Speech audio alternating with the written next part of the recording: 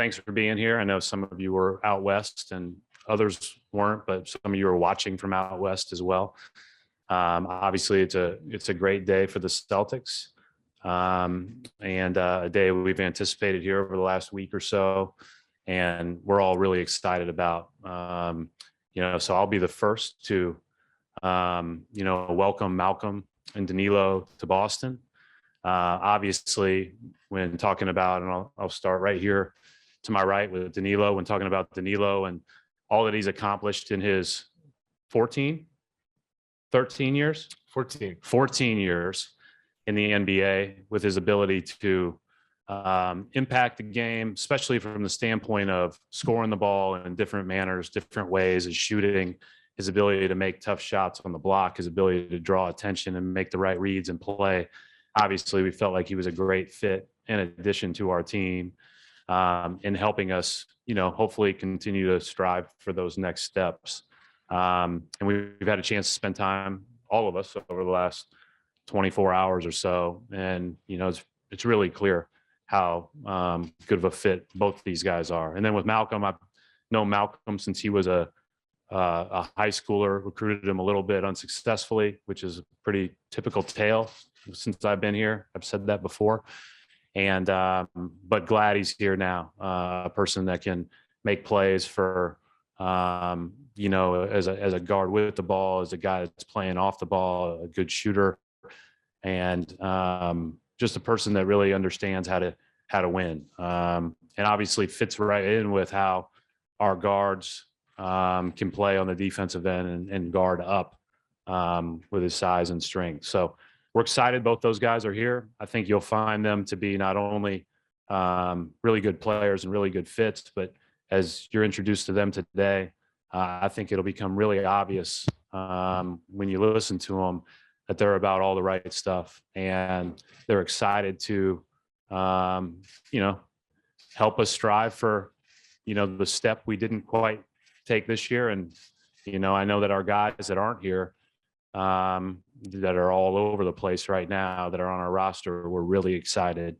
when, it was decided that both of these guys were going to join us. So I guess, do you want me to pass it, or we just go straight to questions? Okay. You guys got off the hook.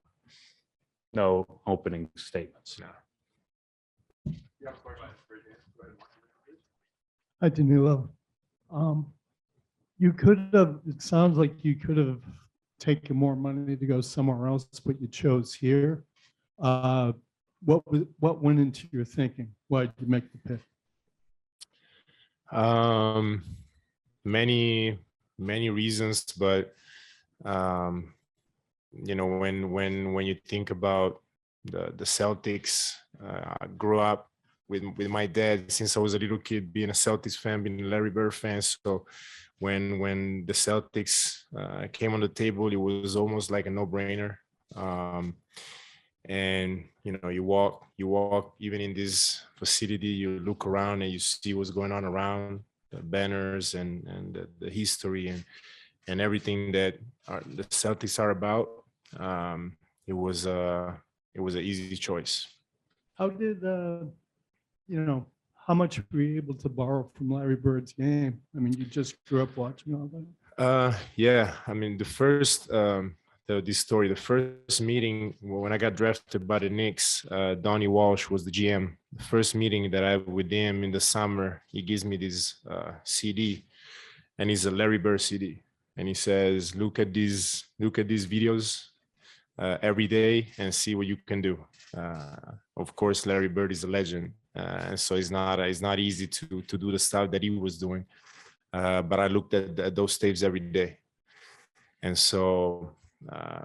Like I said, is great to be here, and I can't wait to wear those colors. And I should have introduced Danilo's dad. Vittorio is here as well, and he was a heck of a player in his own right, as many of you know. And it took this guy a few years to be able to beat his dad, from what I learned last night. It was pretty easy at 15 years old. Yeah, that's right. Jared Weiss, The Athletic. Just for both of you guys, you're stepping into a situation where you could be part of a team that almost just won. How does this feel as far as the phase of your career where you feel like you can be that kind of that last missing piece to be part of a championship core? You got it. You know, for me, I'm in my prime. I'm 29 years old. You know, I experienced winning at a high level in Milwaukee for my first 3 years. Went to Indiana, had a solid season, and then sort of 2 rough seasons. So this is everything I've wanted, you know, to be able to get back to this level, to be able to compete with guys that want to win a championship and that are all in, that want to sacrifice to win. So it's, you know, it's very fortuitous for me to be here, and I think it's the perfect time for me. Yeah, I mean, for me, you know, at this stage of my career, when you think about basketball, you think about winning, get that ring, and it's a constant thought that I have every day. Is that time for me? It's always been about winning for me. Even when I was younger, it was always about winning. And so, especially right now, when you get at this stage and when you're 30, 33, about to be 34, it's what you want, and it's something that you work for every day. Brad, for you, ownership has been talking for a while about willing to dive into the luxury tax when the moment was right. When did that conversation start with them about when you figured this team was ready to make that dive, and how did you present them these opportunities? Yeah, they've been great about that this whole time. You know, it has been whatever we need to do to try to maximize our opportunities. And we obviously have a really good core, a really good team. Been fortunate to make these 2 really good additions, and we wouldn't be able to do that without that commitment from them. And so, you know, we're obviously thankful, and you know, I think that's had the green light the whole time to make those calls. Taylor Snow, Celtics.com. Malcolm, just what was your emotional reaction when you found out about the trade, and how have you kind of digested it over the last few days, just knowing the opportunity that you're stepping into here? I was extremely excited. The possibility to put on a Boston Celtics jersey. My grandfather passed a few years ago, was the biggest Bill Russell fan, was the biggest Auerbach fan, and I love the Boston Celtics. So to be able to play here is definitely a blessing for me, and his honor for sure.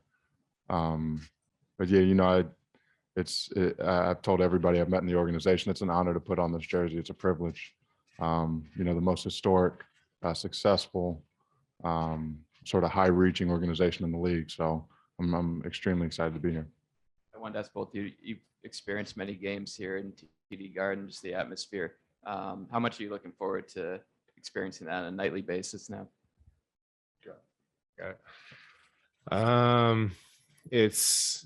I think about it. I dreams about it, and so yeah, I'm glad that now is reality, and I can't wait to start the season to experience that finally as a Boston Celtic player, and not to play against the Celtics. So it's an amazing atmosphere. Everybody knows that, and so I'm really looking forward to it.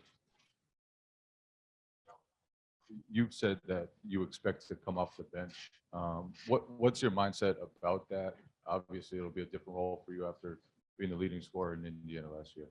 Yeah, you know, I want to come here and sacrifice to win. I think everybody on a great team, everybody sacrifices. Tatum, Brown, all of us take things off our plate and sacrifice a few things.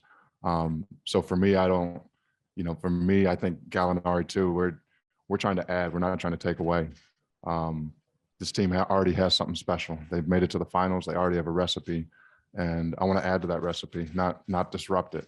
So whatever this team needs from me, whatever Ime needs from me, whatever my teammates need from me, that's what I'm gonna do.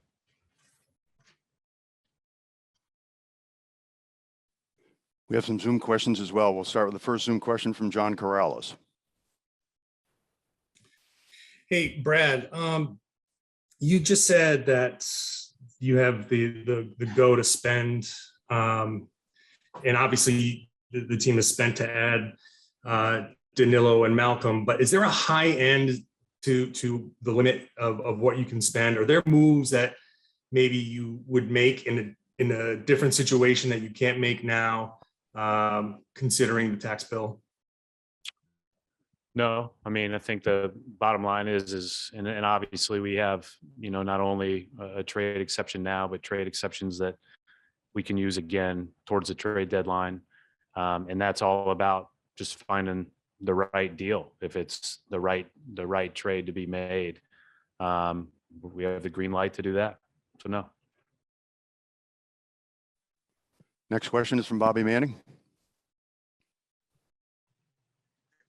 Hey, Malcolm, for you and Brad, Brad mentioned his recruitment attempt to you when you were going to college, and for Brad as well. Just how long have you two kind of wanted to connect and, join each other, not only at the high school level, but through your NBA years now, starting with Malcolm? He didn't want to connect bad enough that he was going to come to college. So obviously it was probably more me wanting. Brad recruited me hard at Butler when I was coming out of high school. And we had already known his reputation. He had already gone to the championship game and Final Fours and really done everything you can do in college. So I knew what type of coach, what level coach he was already.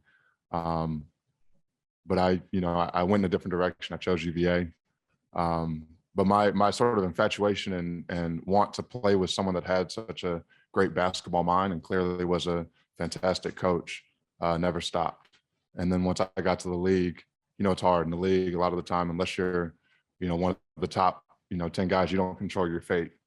You can't decide who you're going to play for. So, to have this opportunity to be under Brad's wing and, to be in the organization that he's, really running. I know it's going to be well run. I know it's going to have a great culture. I know it's going to have great leadership. And I know the coach, whoever it is, and the teammate is going to be a great coach with a great mind. So, like I said, it's a privilege to be here and to be, somewhat reunited with Brad.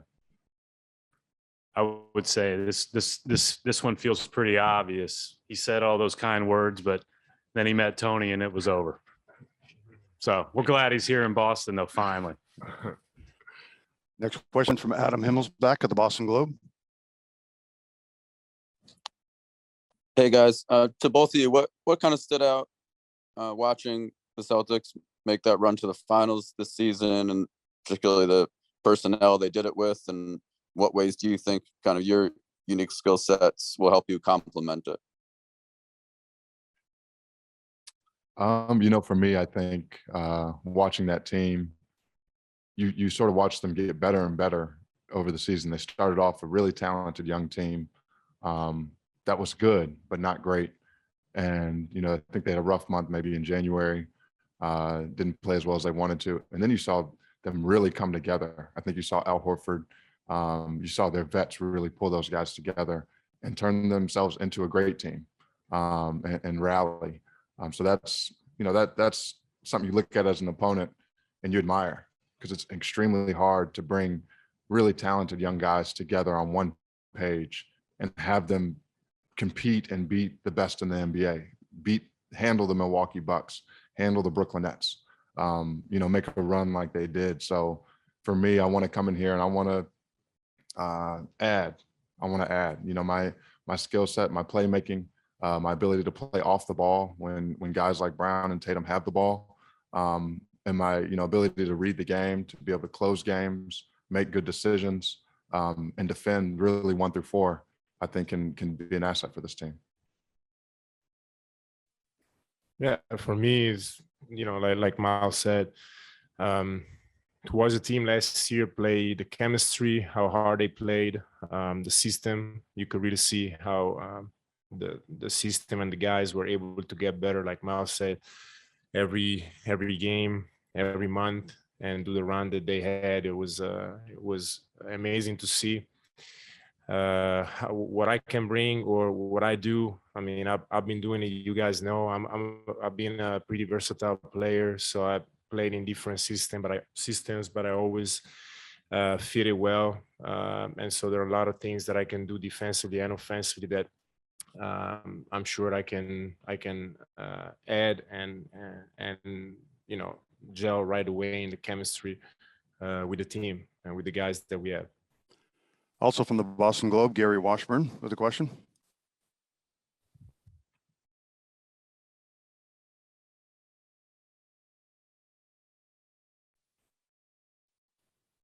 Go ahead, Gary.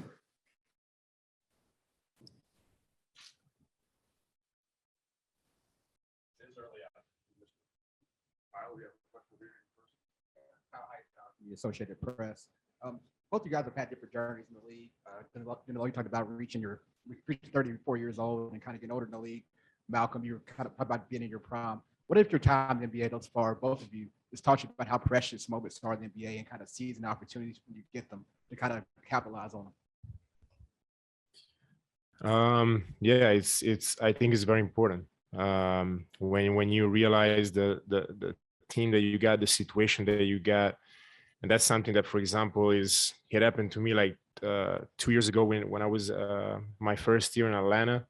That you have a young team and they played last like 3-4 seasons, even more losing season, and all of a sudden you play one season where you get to the conference finals.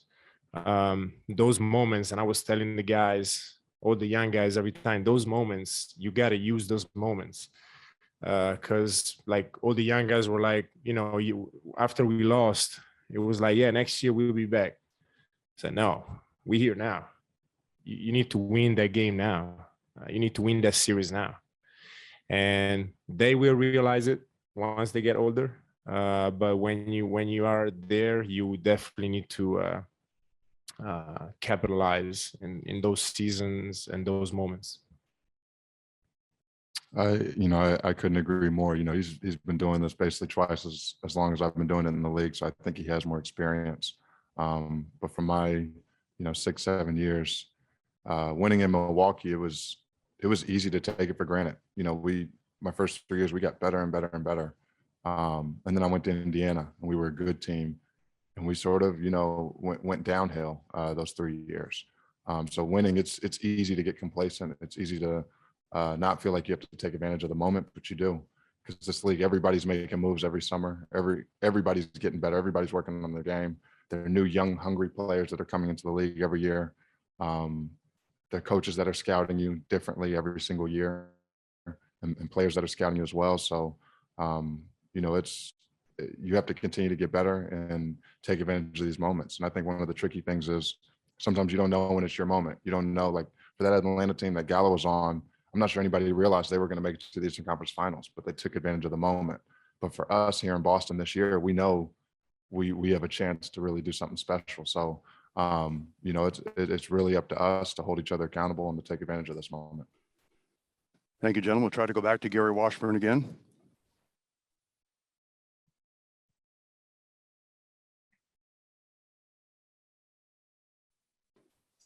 All right, we'll go on to Byron Robb.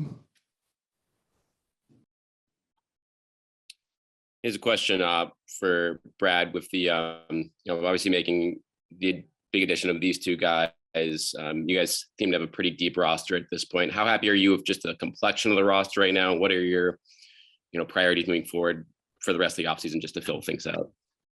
Yeah, I mean, you guys have been around me long enough to know, like, I really value how a team fits together and how it should function together, and how, if everybody brings their strengths to the table, how it accentuates each other. And obviously we think that these guys really do that. I think we're deep. I think that, we have a lot of options.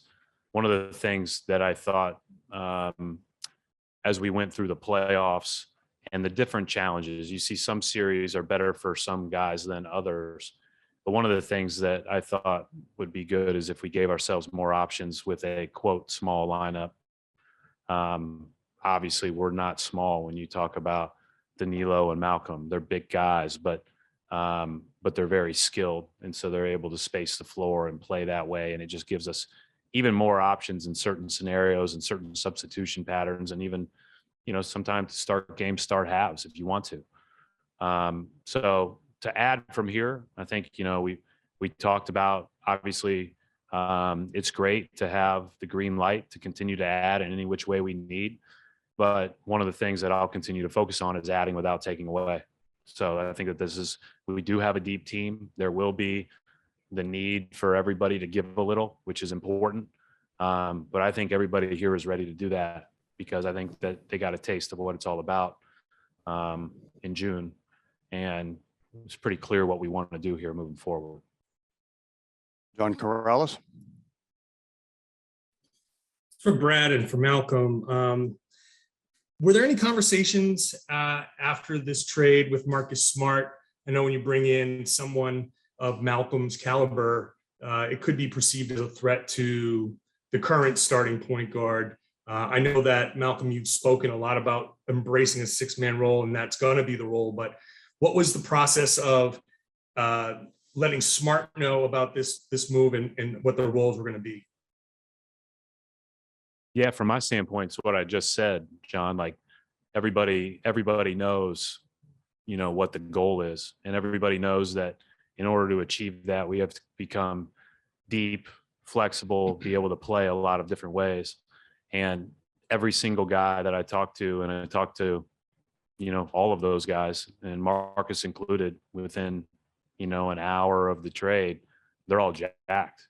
They're all excited. They're ready to roll. I know, Malcolm, you and Marcus go back a little bit or have a connection somehow, but this is about winning. And I think, one of the things about Marcus's tenure as a Celtic, it's been defined by winning in the playoffs every year. And we all know that to stay the same, as Malcolm said, everybody else in the league's trying to get better. And everybody else in the league, as you're making your run, is reading about you making your run. So you've got to meet the challenge by improving, and we've got to do that individually with our own work and our own development. And we had to do that by addressing the roster needs. And we're really excited because, like you've heard these guys, as I said earlier, these two really get it, and they really know what it's about. And the guys that we have in that locker room that are back know that too. Yeah, I want to echo the same point. I think Marcus is one of the biggest winners that we've seen in this league. And I think that's why Boston loves him. I think that's why this organization loves him. And it's hard to really put your finger on, what it is about him, but he's a winner. He knows how to win games. He's going to help you no matter what. And, this move, I think bringing me here actually helps him. I'm going to push Marcus. I'm going to embrace him. He's going to embrace me. We're going to push each other. I really think we're actually going to play really well together. I think we have different skill sets. But I think we both want to win so bad, it doesn't matter. All the other stuff is distraction and noise. I think we're going to come together and really make this thing work. In the back here, Ian Steele, ABC6 Providence. Question for the players. Malcolm, we'll start with you. Your thoughts on teaming up now with Jason Tatum and Jaylen Brown? They're great young players. I think, there's a lot that can be said for them, but they've proven who they are over these past, I think, 2 years. They both took huge steps during this last playoff run, and really, sort of cemented their names and their abilities in this league. They have a lot of respect, and they're the guys that I think this team leans on the most. So my goal is to come here and make them better. Like Miles said, great young players with experience. You don't see a lot of players, a lot of great players like them as young, but they already have a lot of experience. And so, of course, when you look at the team, one of the reasons why I came here is them. And so I talked to them already. And like I said, I'm excited, and we all here working for them, working for the team to make sure that they succeed and we all succeed. Okay, filling in for Gary Washburn, who's texted his questions to us. So first one is from Malcolm. Can you talk a little bit about your relationship with Jalen? Yeah, Jalen's from Atlanta. He's a few years younger than me. I remember once I got to college, hearing about him coming up while I was at UVA. And then I think maybe my junior, senior year, we played Cal when Jalen was a freshman. He had a lot of hype. He had a lot of, clout. And everybody knew he was going to be a top 3 pick in the draft. And we played against each other. I think we both played well. But that was really my first glimpse at seeing him. I knew he was going to be special. And then, coming up in the league, we both got, Jalen was I believe the 3rd pick. And I was in the 2nd round, but Milwaukee and Boston, we always had these battles in the 1st, 2nd round of my first couple of years. And me and Jalen would match up against each other. So it's, I've always watched him sort of up close and from afar, really, really clearly work on his game. I mean, I can tell the steps he's taken every year on his game, from just being a very dominant, explosive athlete to actually being a very skilled player that can think the game as well and play both ends.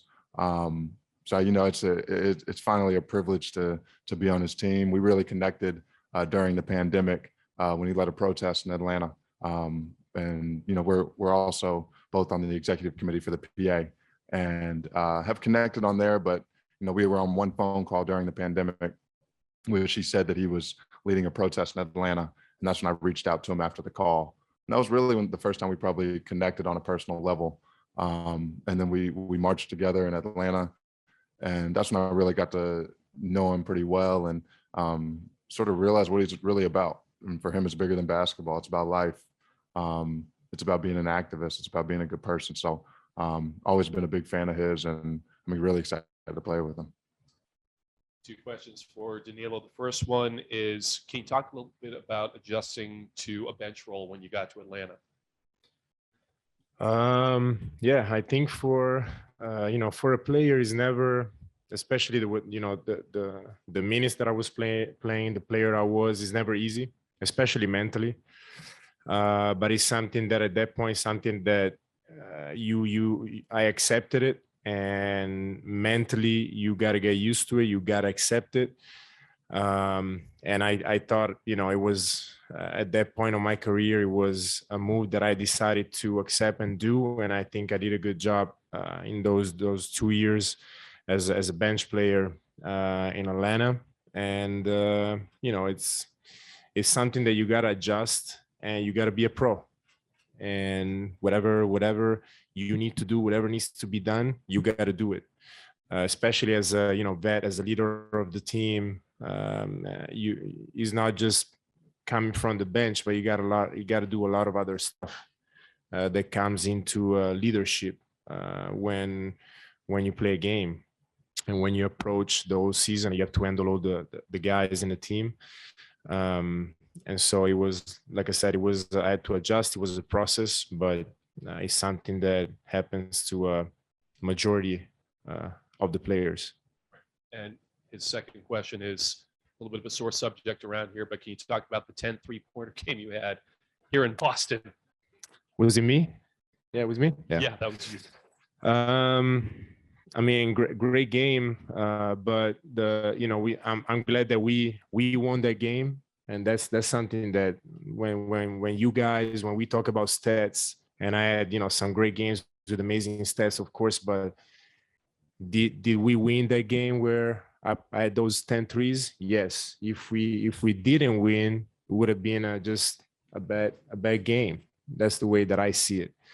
But yeah, it was great to win, to break records for the franchise, for the NBA. I think is, the only player that 10 threes coming from the bench for the NBA, and nobody ever made 10 threes in the Hawks history, something like that. So it was a great game, but we won that game. That was the most important thing. By a lot. Huh? I don't remember. Do you remember? Do you guys remember? We all remember. I mentioned that Was game it you? last night, didn't I? Oh, probably was you. Yeah, probably was. Bad scouting report. Yeah, Bad scouting report. I mean, why would we argue? Leave him open, let him wear himself out by making everyone. All right, a couple Zoom questions. First one from Rose Pavone. Hey guys, this question is for Malcolm and for Danilo. What were some of the? Have you reached out to some of the recent players, outside of from the core guys or anyone in general? And if so, what were those conversations like with the current Celtics players, your new teammates? Yeah, Jason reached out to me. I immediately reached out to Jalen as I knew it was going down. I actually talked to Al before because me and Al have a relationship back in Atlanta. But really, Jalen and Al, they really were excited about the opportunity to have me on the team. Those two guys really know what I'm about because we have good relationships. And they're ready to embrace me and welcome me into the family. So I've had some very good conversations. Yeah, same for me with the JT, Jalen, and Al. Talked to them already, and we all excited. We all can't wait to start working together. We'd love to be able to answer all your Zoom questions, but we'll close with this one from Bobby Manning. Hey, Brad, so you send out Daniel in this trade, and that kind of leaves a little bit of a big man gap where he was last year. How do you kind of picture filling that spot? I know Luke's back and you got some extra roster spots here.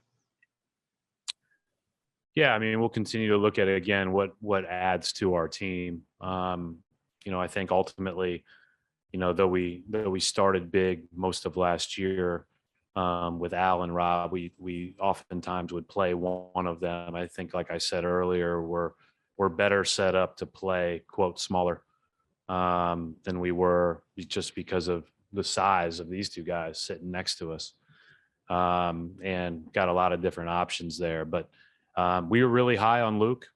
We've been really high on Luke. We thought he had a terrific G League season, and think that he can step right in and be a passer, and a ball handler and a mover and a screener and a roller when need be. And we'll probably add one more person that can play in that area. But we're really believe in Luke as not only depth to obviously fill out the roster, but also be ready to help us and help us win. I think he's at that stage where he can do that. But we're still looking, and we'll still add at least one more body, at that whatever we call the 5 position nowadays. Thank you, Brad, Danilo, and Malcolm. We will conclude the audio part of this press conference. We do have a jersey presentation that we'll have part, and we'll do that right now. Thank you, everybody. Stand up and do the picture.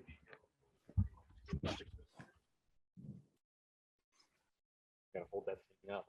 880, 8888. Yes, sir.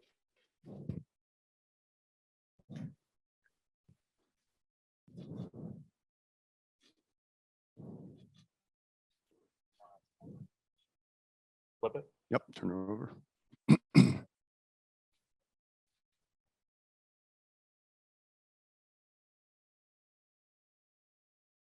Got him. Thank you, guys. Thank you, everybody. Thank you.